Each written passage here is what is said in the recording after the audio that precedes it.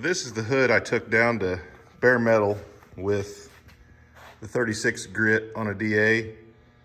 The reason being that it's in the current situation it's in.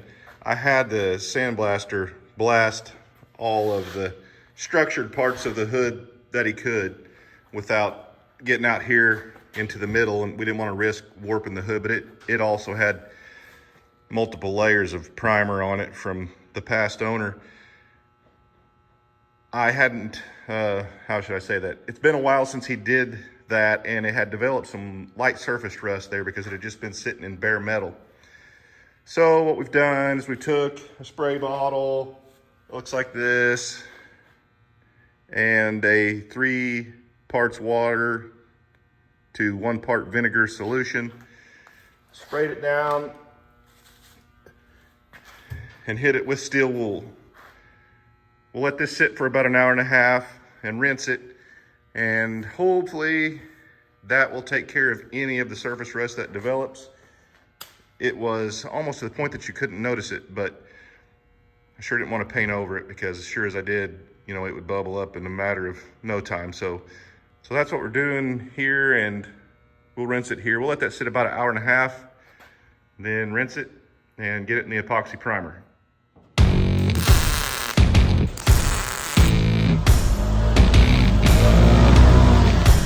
I like to use these.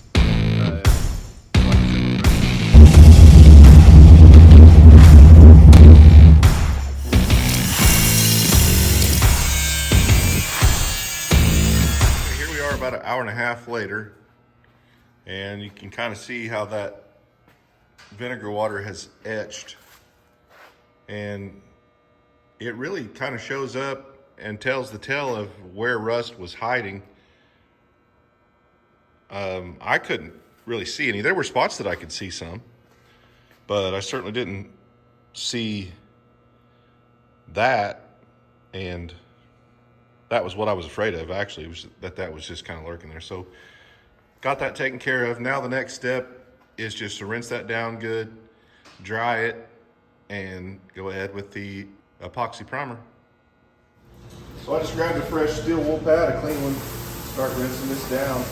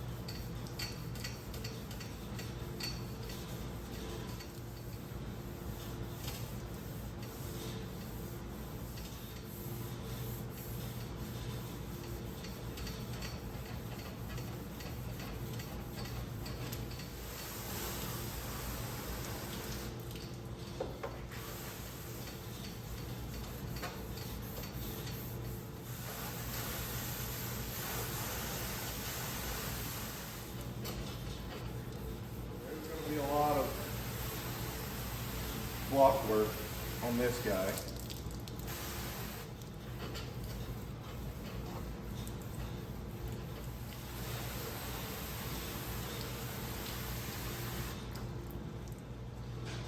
Okay, we'll get it dried up.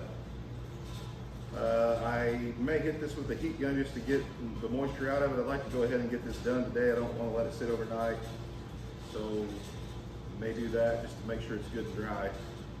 And then it'll be ready for that epoxy primer.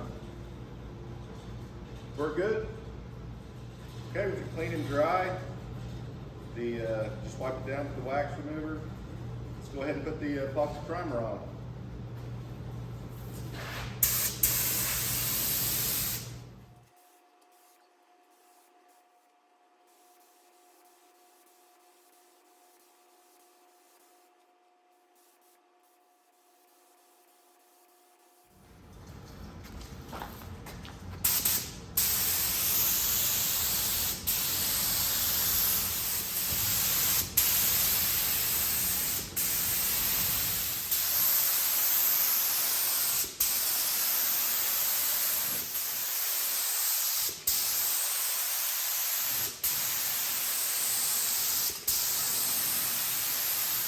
Okay, here we are. We got, I think, a total of 3 coats of the epoxy primer on it.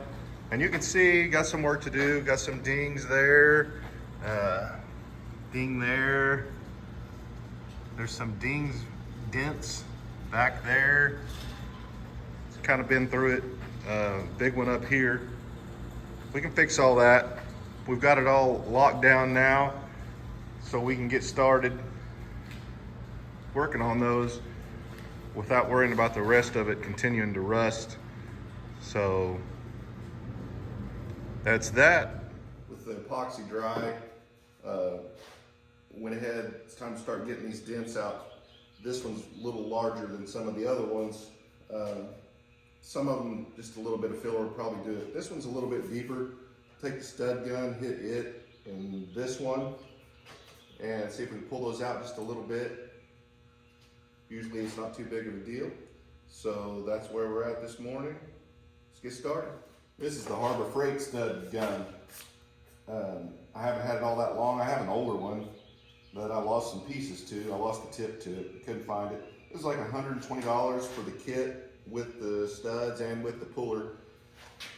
I don't know, so far it works fine. If you're like me and just kind of a hobbyist, I don't see any reason not to go with this.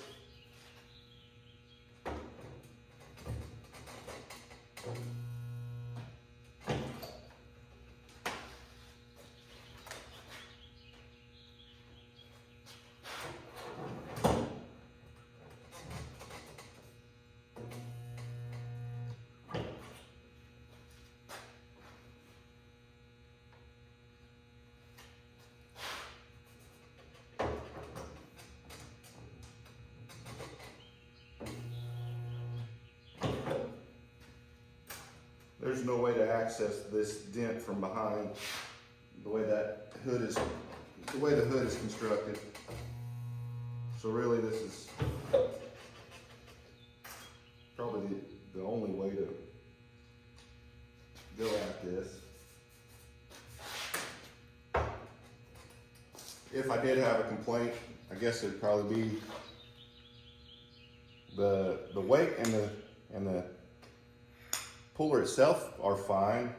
It's kind of janky the way it bites onto your stud, but it does work and it's cheap enough. So far so good.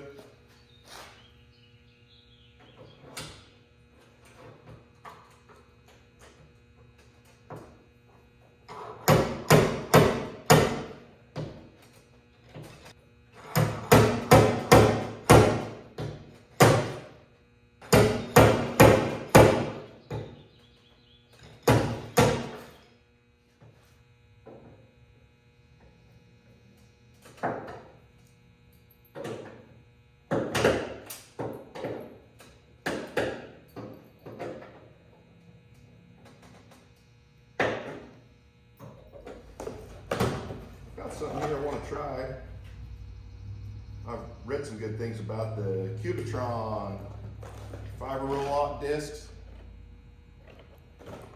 Supposed to be pretty awesome for this kind of stuff.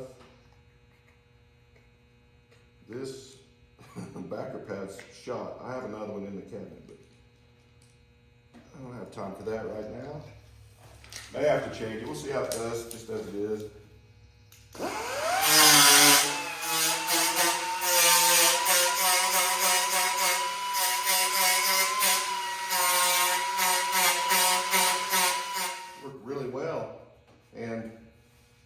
True to the things I've been reading, doesn't produce the same kind of heat that other grinding wheels do. And supposedly they last a long time, but that said, there's 15 in here, I guess. And I think this was $41 or $2, so pricey, but with abrasives, if you get one that lasts twice as long as the cheap one, but it's twice as much, you know, 6 one, half dozen the other, except for sometimes you find that the more expensive one actually does a better job as well. So something you just got to try for yourself.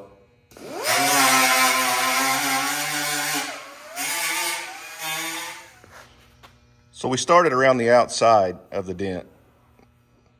Kind of a simple rule is the last in, first out. So we started on the last portion of that dent that started in, started pulling it out, and it feels pretty good up to about right here, which would be right in here would be the very center. I'm sure it's impossible to see, but I think we'll stick a couple there, maybe one there, but we just about got it. I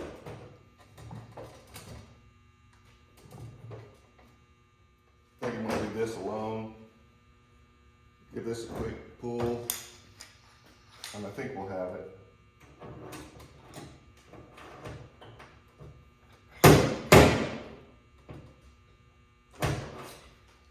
One of the things, another guy I follow on YouTube, Make It Custom, I believe is his channel, super talented guy.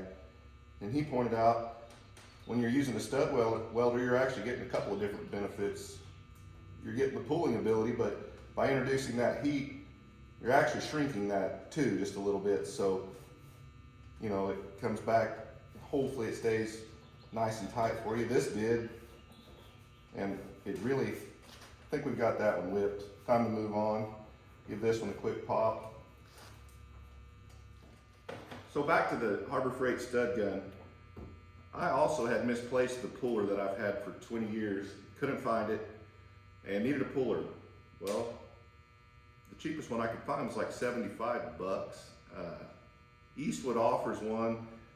It wasn't available. This would have been around the end of the pandemic. It wasn't available. And then Harbor Freight offers a couple of different types of stud guns, but they're more for bearing pulling and not really geared for this specifically. You can make them. I saw different videos of how to make your own stud puller. That's really not a big deal. But as far as just going and grabbing this for the $120, comes with one that's not super good, you know. I like this from Harbor Freight. That's another one of the things that Harbor Freight offers that I think is fair and decent enough. So if you're on the fence about one of these, I'd say give it a shot. It's time to start blocking this filler on the hood.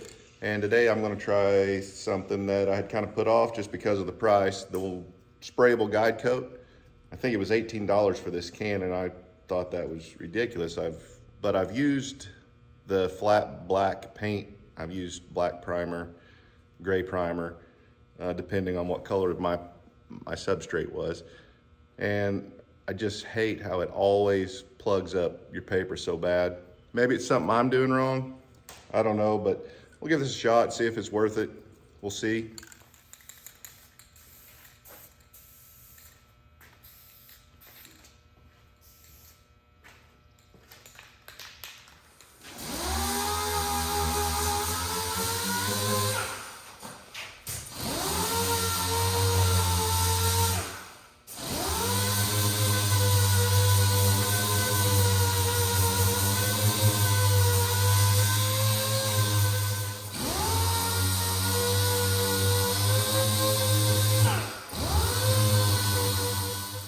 I'm just going to knock the main top of this off with the DA, then I'll switch over to a block.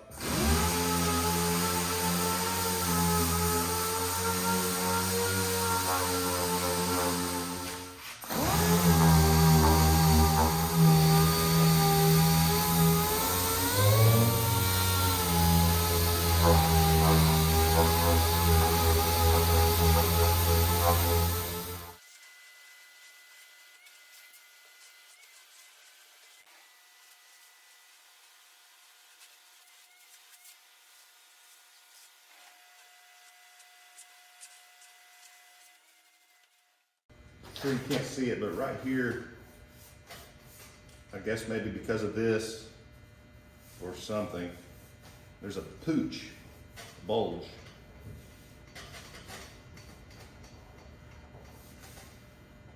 See if we take the shrinking disc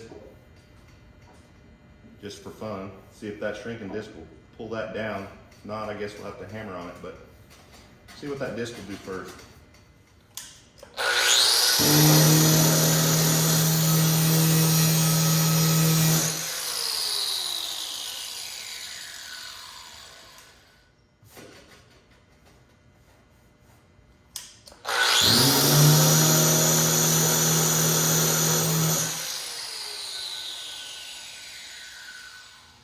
turned into a job.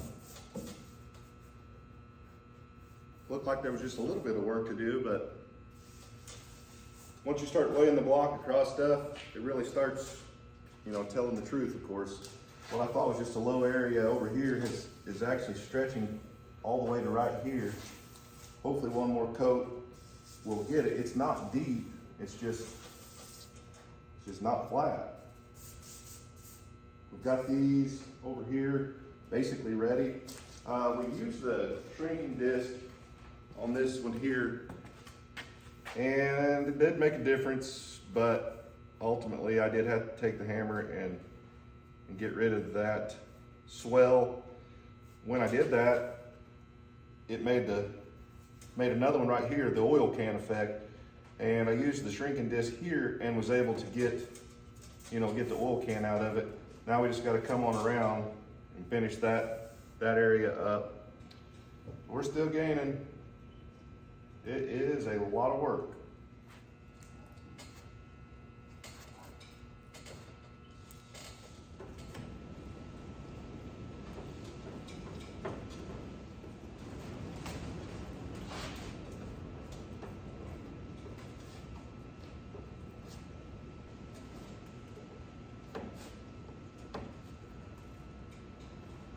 Hopefully this will be the last coat and we'll have this flat.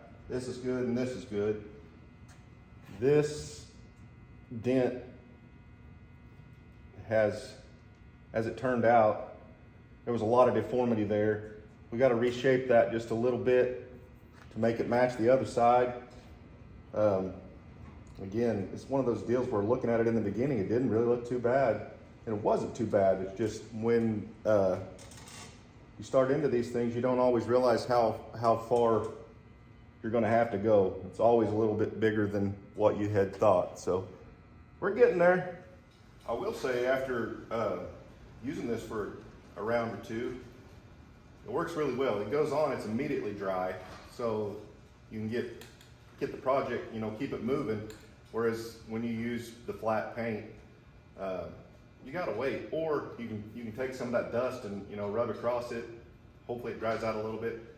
So far, it's expensive, but I like it. I don't think I'll go back. I will try probably some of the powdered type just to see, but this is pretty easy. No mess to it. I like it.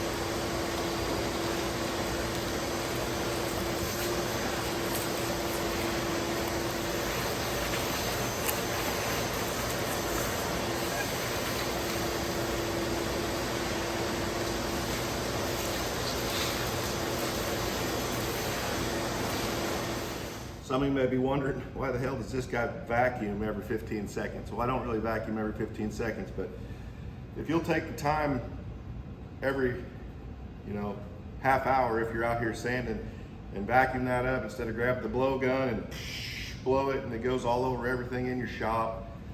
You know, when you're painting in your own personal workshop, it's not ideal because of the possible cross contaminations, the dust into things you're not painting, and then the dust back into the stuff that you are painting. But there's some things you can do like vacuuming while you're at this that'll help cut that down some.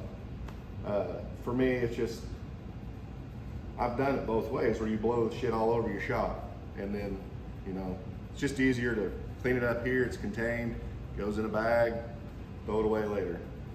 That's a tip that try it, see if you like it. I think you will. I don't think you'll go back to blowing it around. At this point, I'm pretty sure we've got the body filler where it needs to be.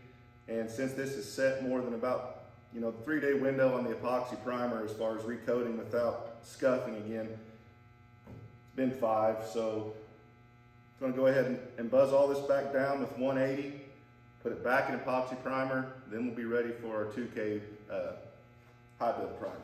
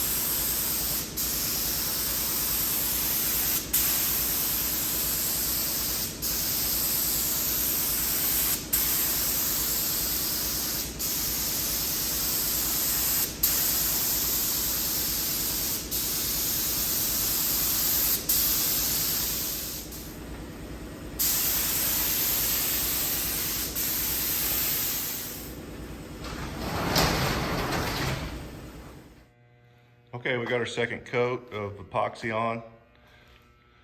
We'll let that dry and then we'll start with the high build primer.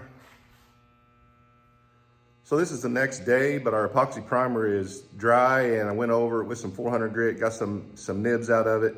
And now we're ready to go ahead and hit it with this high build 2K primer. Let's get going.